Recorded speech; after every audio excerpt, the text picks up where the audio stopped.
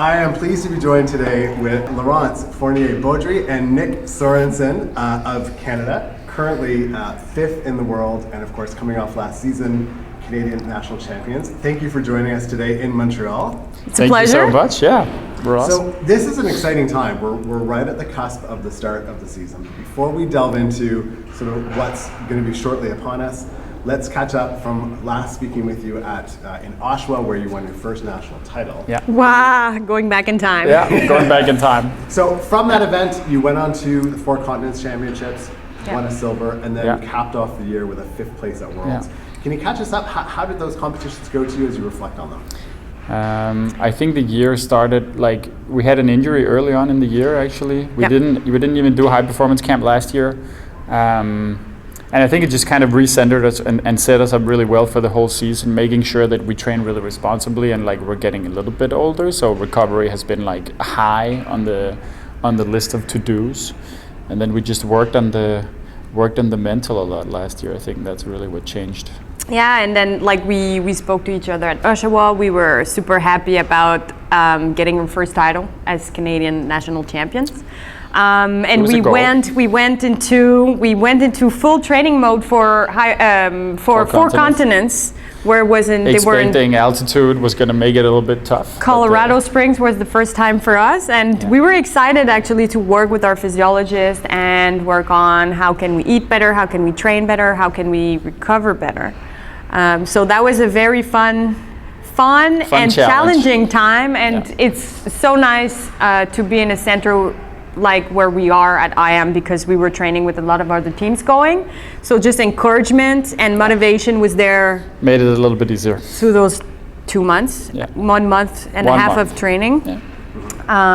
And we're pretty pleased with the performance over there, the performances. Yeah.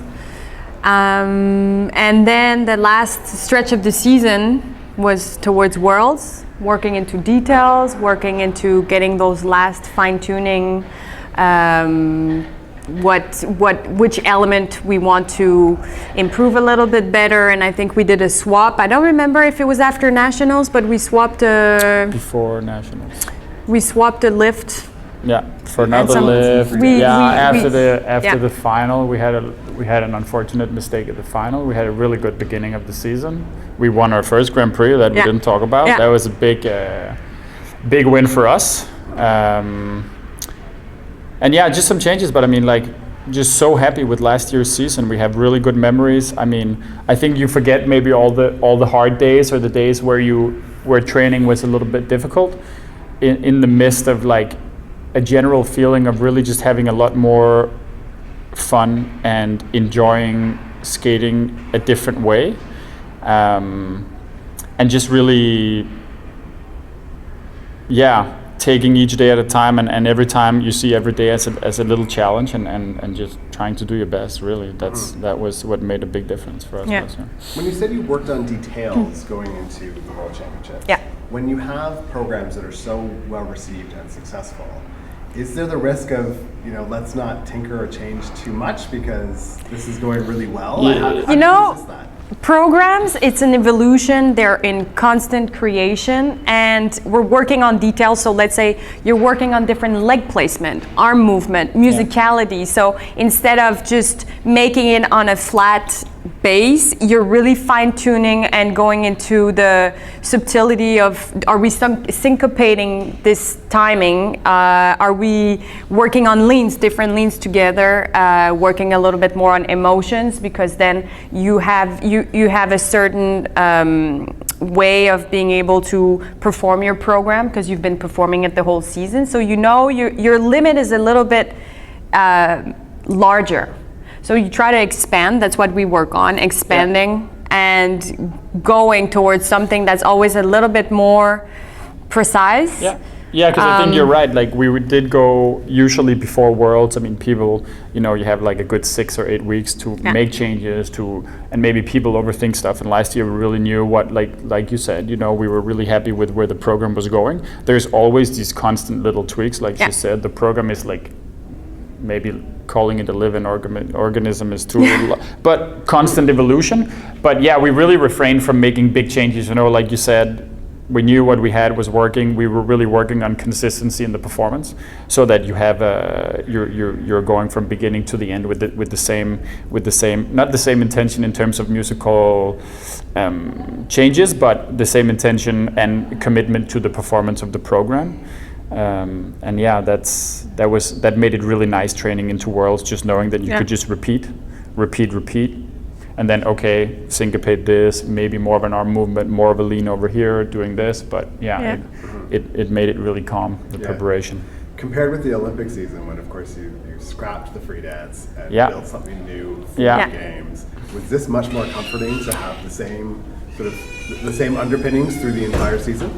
I think sometimes, it's the same, like there are some pieces of clothing you have in your wardrobe that you just don't wear because you bought it, but you realize that you're not super comfortable in it. That's kind of like what happened to us in the Olympic season.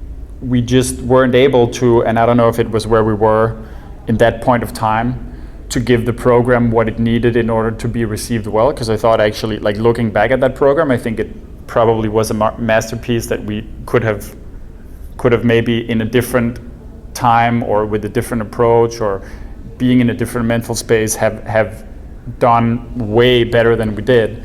But yeah, it's really stressful having to change programs during the year and going through that feeling of knowing that you're like, nah, it's not feeling good. I can't really make it what I want. It's not being well received. So yeah, just last year, having it set up with like what you believe is good content and like what you believe is good programs makes it less stressful, for sure. And I mean, in general, any program that the skaters believe in will be good. Mm-hmm. So it's really all about us as performers that we have to believe in what we do, I think, at the end of the day. Yeah. Mm-hmm. You earned personal best scores at Four Continents and World Championships last year. Did we?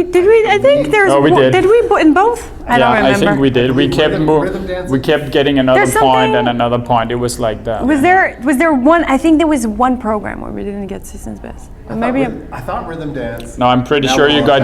We'll check IC. I'm pretty sure you got season's best. You're right. Rhythm dance, you got a season's best at Four Continents. Yeah, and then again at Worlds. And overall and total score. At Worlds. Yeah. Were those particular goals of yours? Do you crunch those numbers carefully? How I personally don't crunch numbers. I don't crunch all. numbers. We have sometimes lesson with Patrice, who loves to bring numbers in, and he's a big number guy. Yeah. When they talk together, I let them talk. I get lost into numbers. I get too much in my head. I need to get and stay in my body, and I think just trust whatever. I know that if I do what I need to do, I'll get the points that I want. And it is very simple. When we still discuss about it, you're going to lose 5 points if you do this. You're going to lose 5 points. You're going to gain if you do this. There's a huge difference. We know it. In ice dance, details I think it's more like, the conversation to me is interesting. Also, I think it's something that I have the same kind of brain for points that Patrice do. So maybe when I'm coaching, I'll maybe engage those conversations. But you're right, when we're skating, I'm not out there calculating anything. I know what I need. It's just the thing that nowadays that you... with ice dance is that if you're getting +3s in all your elements versus a team that's getting +3s and mainly +4s everywhere, you're 6 points behind total, which is huge. I mean, that's the difference between fourth and first place almost in one program. So, and there is some limiting factors there is some things that you cannot do if you want a +4 and a 5, that is written in the rules, capped at a +3. Right. Mm-hmm. So those things you have to pay attention to in the beginning of the season, but second nature when you're working towards Worlds and you know that you're doing the right thing and stuff is working and you got the scores already. Like she said, you got to go out, you got to perform, you're not thinking about it, and you know inside of your body that when you do it the way you want to do it, you're going to get the scores that you want to get. Right. So avoid tripping on your skirt. Yeah, exactly. So talk to us about that. Oh, man. Did the skirt haunt you through Four Continents? It haunted her, it didn't haunt me, because I knew it was never going to happen again. Didn't haunt me, I would say no. Was I angry about the fact that it happened on the moment? Yes, Did you do anything different? Did you figure out a different way or technique? We worked to on a manage the different skirt? way in order to bring the skirt forward in the wind. So it's an extra. I think it's an extra layer of work. Complexity. Having a skirt like that.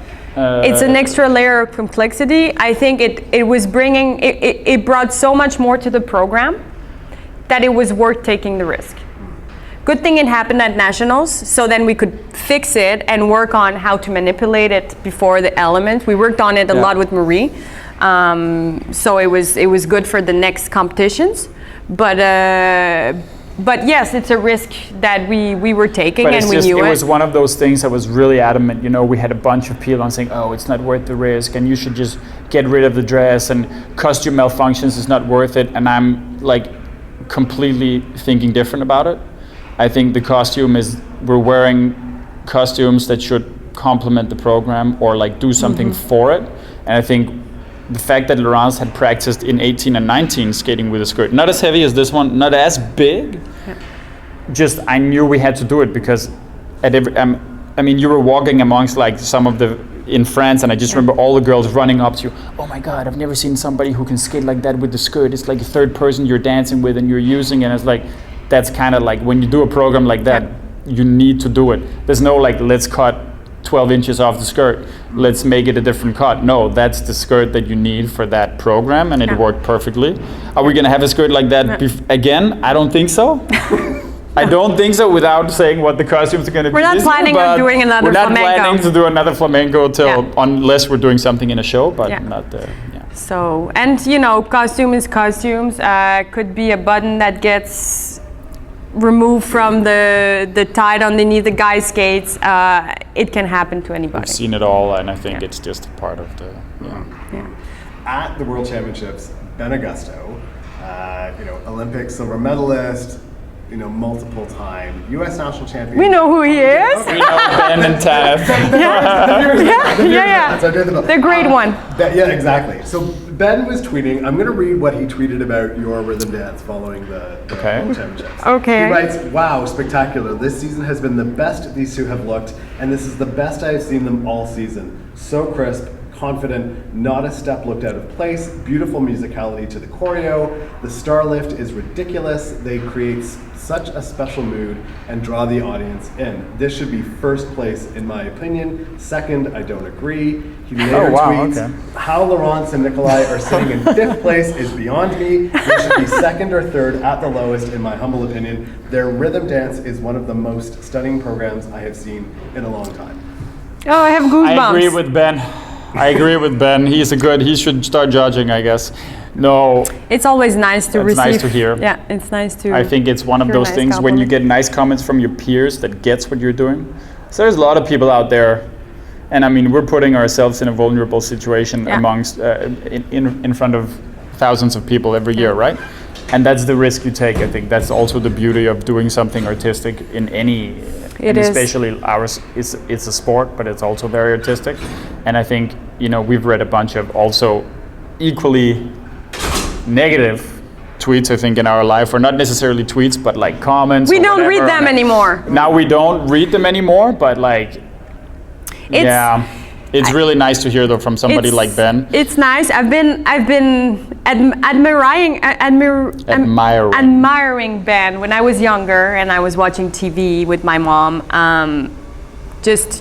He inspired me to be where I am now. So it's very nice to hear a comment. It's a little bit surreal him. Because it's true. You're growing up and you're looking at these people at the Olympics being like, top 5, top 3, whatever medalists, and then all of a sudden, 15 years later, they're writing nice stuff about you, which is crazy because it's the same. Like all of a sudden, we found ourselves training with Tessa and Scott, and like you grew up looking at them like that at home on TV with your mom, and then you're training next to them, and you're like, I mean, I wasn't winning the gold medal at the Olympics at the time like them, but you're still top 10, which is in the vicinity, and all of a sudden they're talking to you like you're. It's very. And you realize that special.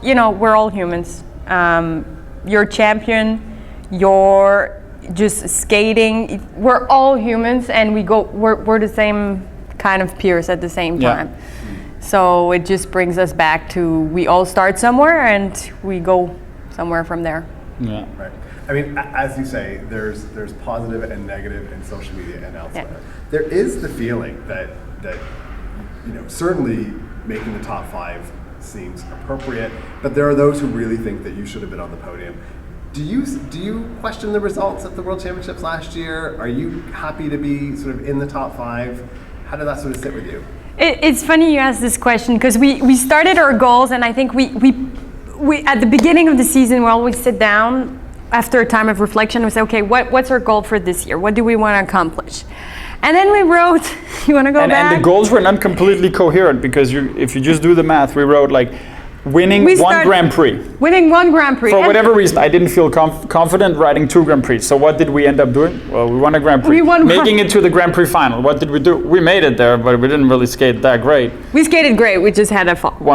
Then we wrote national champions, which, okay, did it.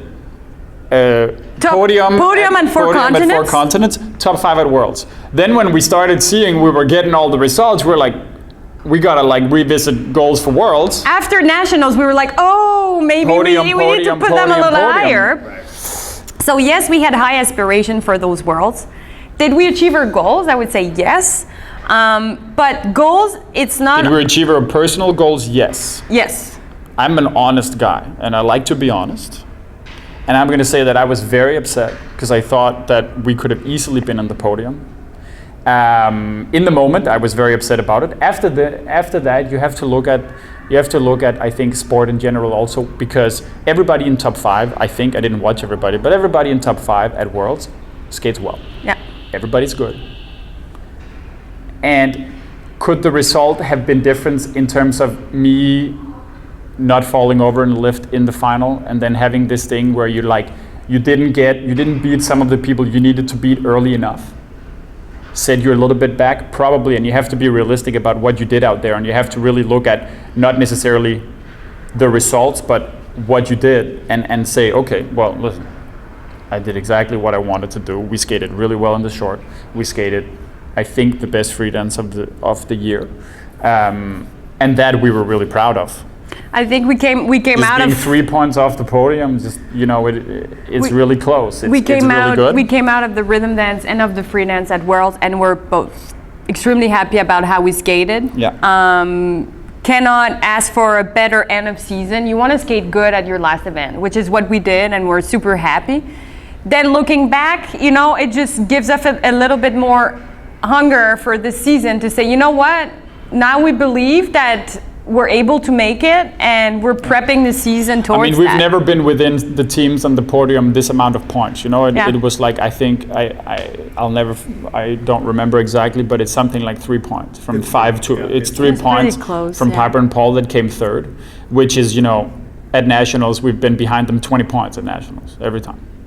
So already this is a huge step in the right direction. This year we have extremely high goals. And just our podium, general I would score. say like we're talking about podium, but I'm talking about winning Worlds because I think it's 100% realistic. We have really nice programs this year. Again, I don't know how it was very stressful the off season, and you question yourself, and then finally. When you have 2 good programs and you're enjoying doing them every day, you want to have that feeling again the next season. You don't want to be struggling with your program because you're not feeling the music, you're not into it. Should we let Ted ask about our off season before we start going? No, you just. Or we just go ahead. Okay, we segued right into the off season. So last season done, cut, moving on, off season. So we had a big period of reflection. I think we wanted to continue for sure. There was no doubts. Mm-hmm. Health was going well. You had a little bit of your knee. I think every off season, ever since the Olympics, and I've told you this before, like after the Olympics, I quit like, I don't know, every other week the whole off season, right? Yeah.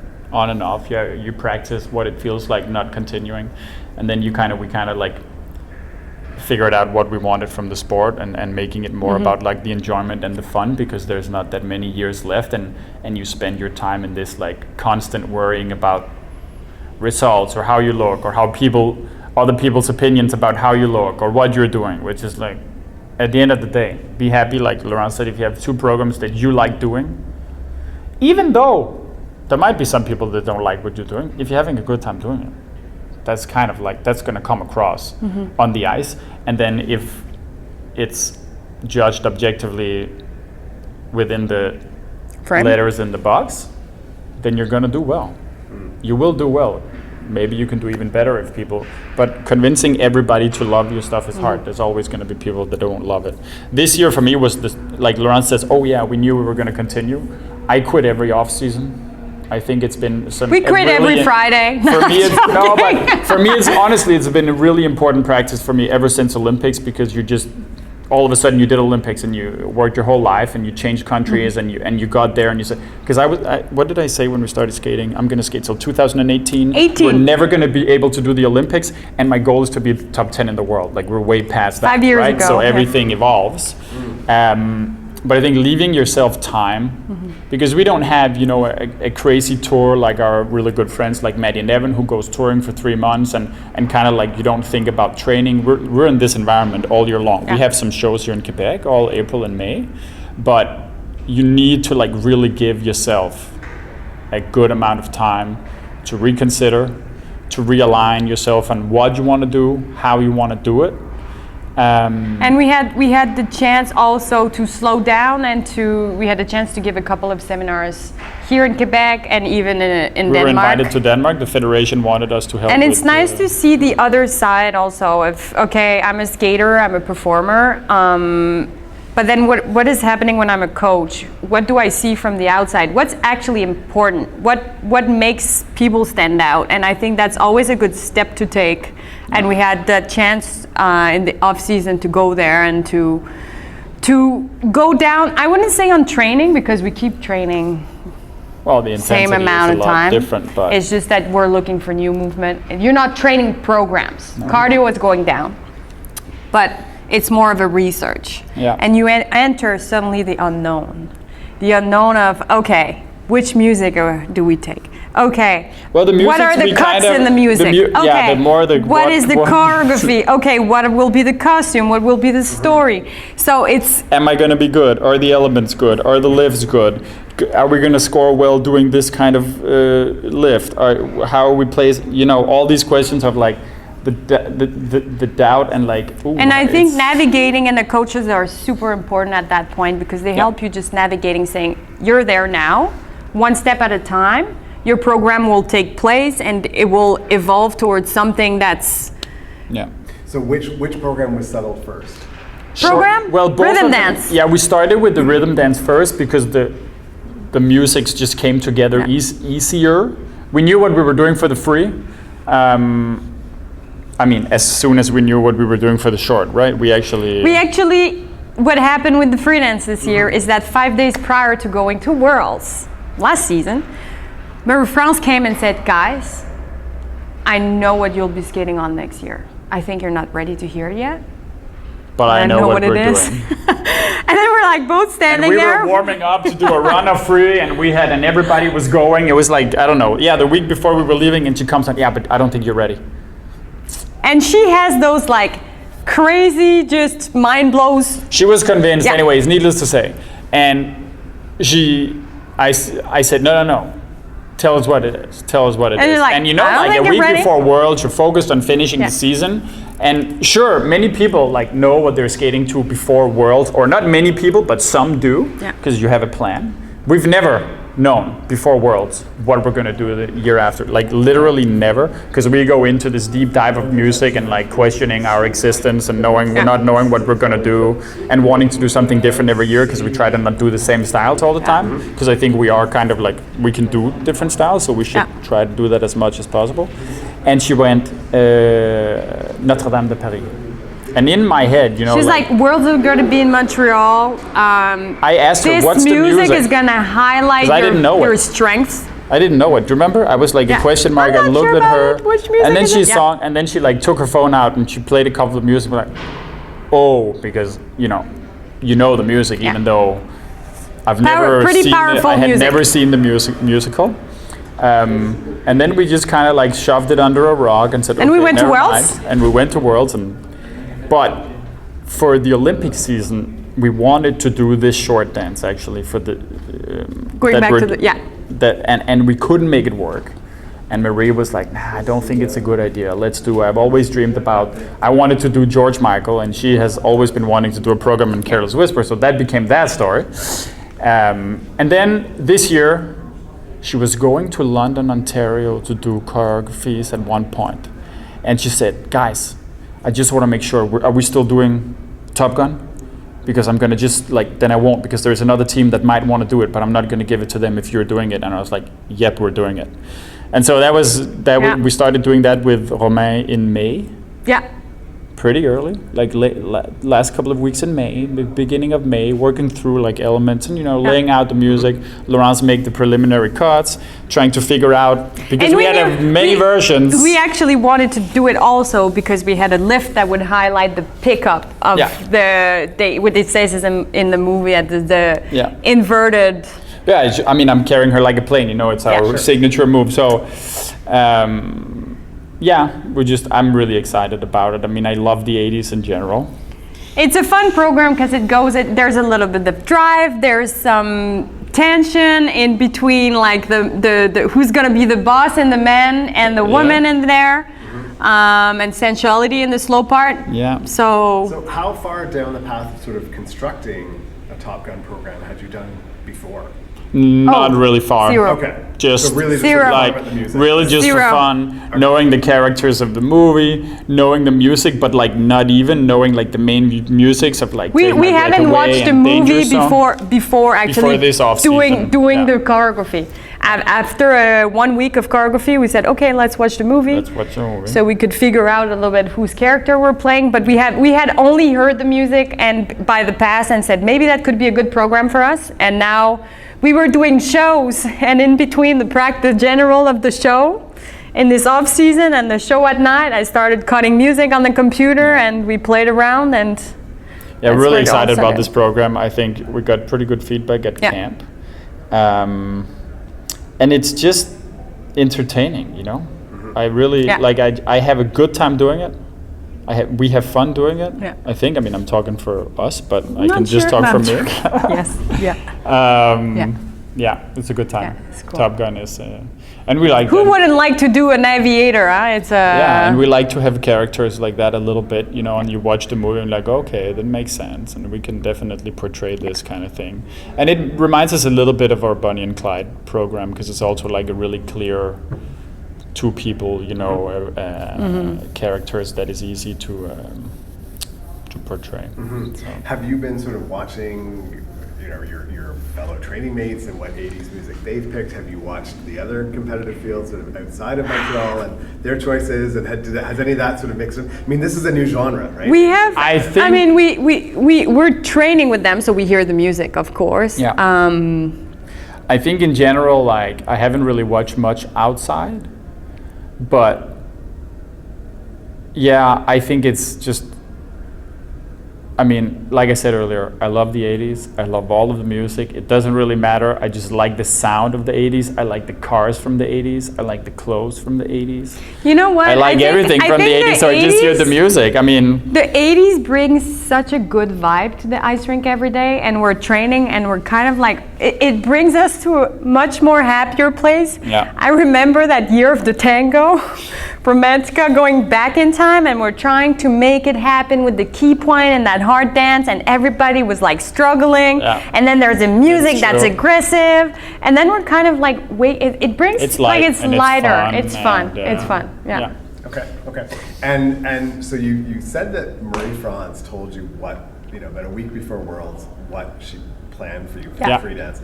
Is that how it, who ultimately sort of makes the pick? This is the first time. We have a good collaboration with Marie-France, but she pitches, and then she said, I think this would be great for you. At the same time, she's open. If we don't like it and we don't feel it, she won't push it. Okay. But and I think it's the relationship we've had with the coaches since 10, 12 years. Same with Romain. I would say in 12 years, we have said yes to their first idea twice, and then we've meant sometimes the other we 10 said no, years.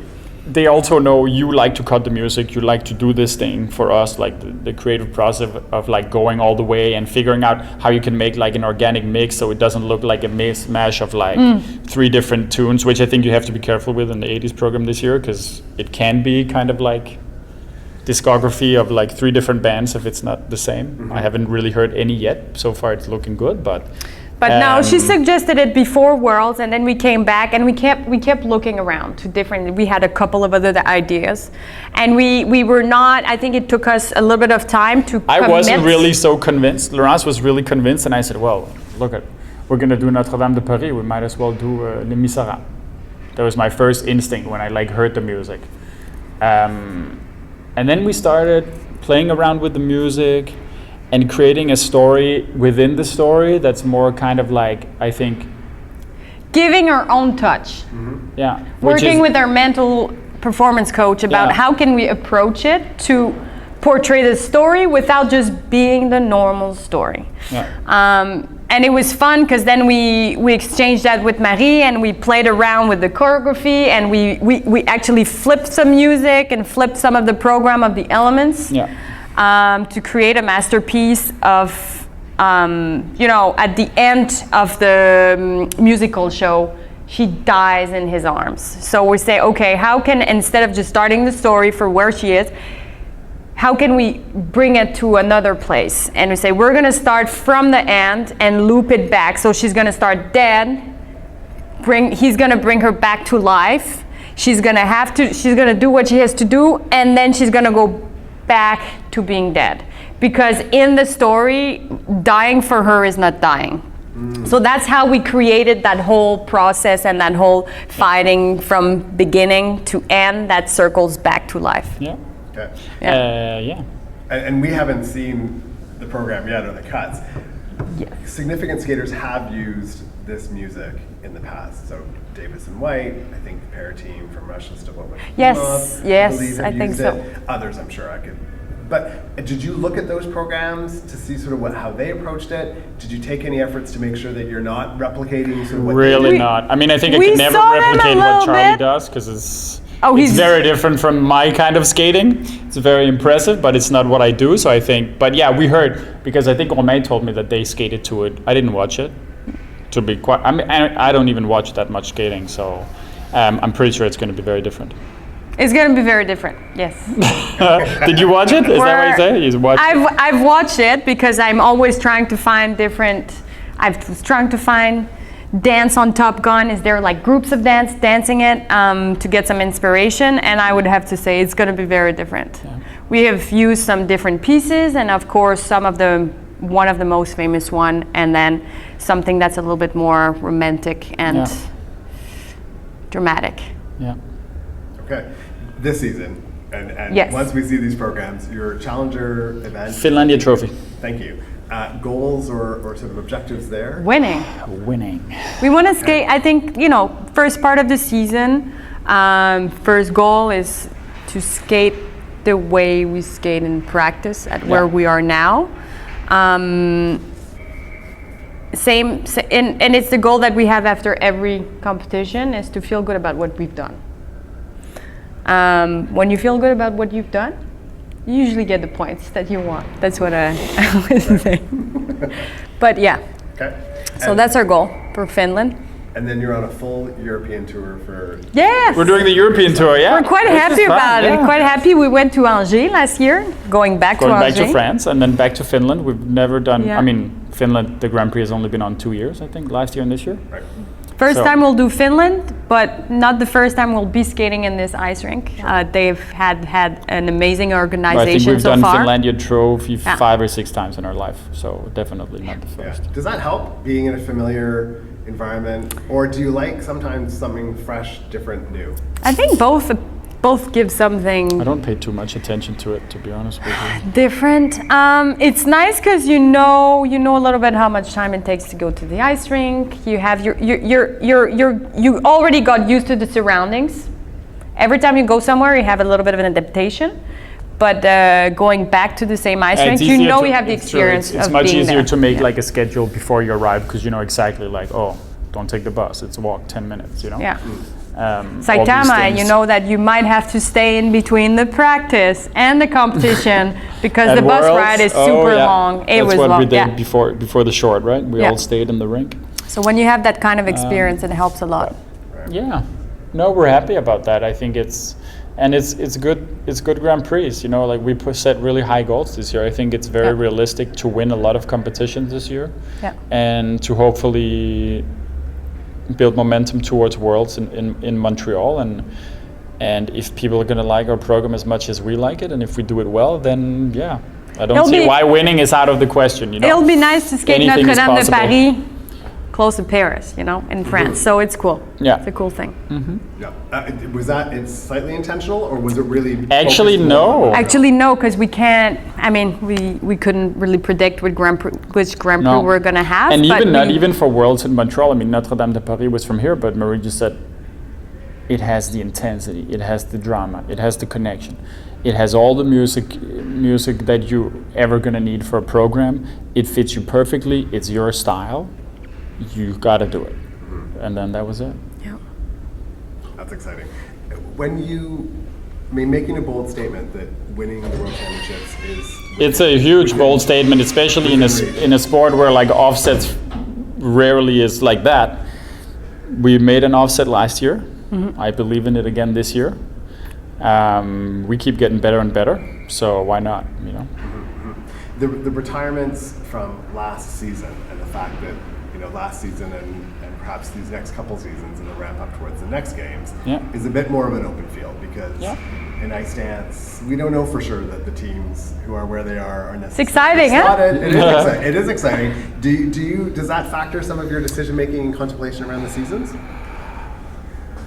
I think gratitude for where I am in my sport now is what factors in most of our decisions. Yeah. Without being too emotional about it, I think not a lot of skaters get to continue as long as they might have wanted to, whether it's because of injury or because of financial issues or, COVID things or wars or fires. So,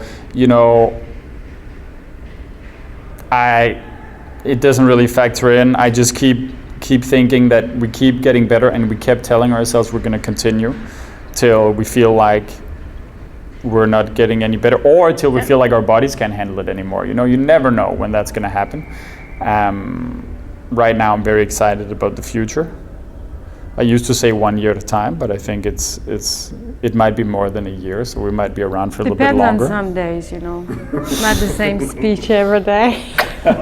No, but you're totally right. I think we're at a point that you realize sometimes you're young and you're trying so much to push it, and now we're at a time where we can appreciate and working more you feel the collaboration, you feel the exchange with the fans, with the supporters, with the family, with the coaches, and you feel the growth, and you see where you're at now, where we were before and where we want to go, and we're at just that right place to know where we stand. And sometimes we're just running so fast and trying so hard that we forget where we stand and say, okay, we're good, we appreciate what we're doing, we're going to the ice rink, we have good conversation, we have good moments with our friends, and it's nice to be an athlete. It's very nice.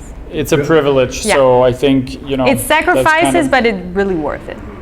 And building on that, my last question, since we're here in Montreal, how does it feel to be skating amongst the top in the world? Are there days when you think... You should ask the other people how it feels about skating with the top. And no, I'm kidding. I think, honestly... Are there days where you think, oh, geez, not these guys again? No, we're never. To get them. And I swear to God, I'm not lying for the camera. I would tell you if it was otherwise. Like when you're in an environment like here, you either really appreciate it or you don't last very long if it's not for you. I mean, there has been a couple of teams that leave, which that's fine. That everybody is different. I think everybody really appreciates being here. I think we help each other. I think our role has also switched. Like now we are some of the older ones that people you know, I don't know if people look up to us, but we're really here to also just help the younger generation and to kind of show what a long life in sport can look like. I think generally a lot of athletes quit way too prematurely. Like, I mean, if you saw me at 21, where like a lot of guys, they quit around 21, 22, and they're like, I'm never gonna make it. Like me, I started skating with you when I was 23. Yeah. 22. And you just never know. So I think just showing that, you know, like there is Evan and Maddie that are getting up there in the age too. There's Mark and Charlene. Just showing that you can stay in sport for a long time, I think is really important for some of the younger kids and do well. Like, I mean, it's really fun. It's a nice lifestyle. It's stressful from time to time. Yes, I think I don't think there's any lifestyle that's like just, unless you're just sitting at home on your couch, then maybe that's a different story. But like Laurence said, it's worth all the sacrifices that we make. Yeah. Which don't seem like sacrifices when you get out of what we get out of the sport. So it's a privilege, and we're just so happy to still be able to practice. Yeah. Well, thank you for talking to us. Thank you. Best so of luck much. this season. Thank you. Thank you so much.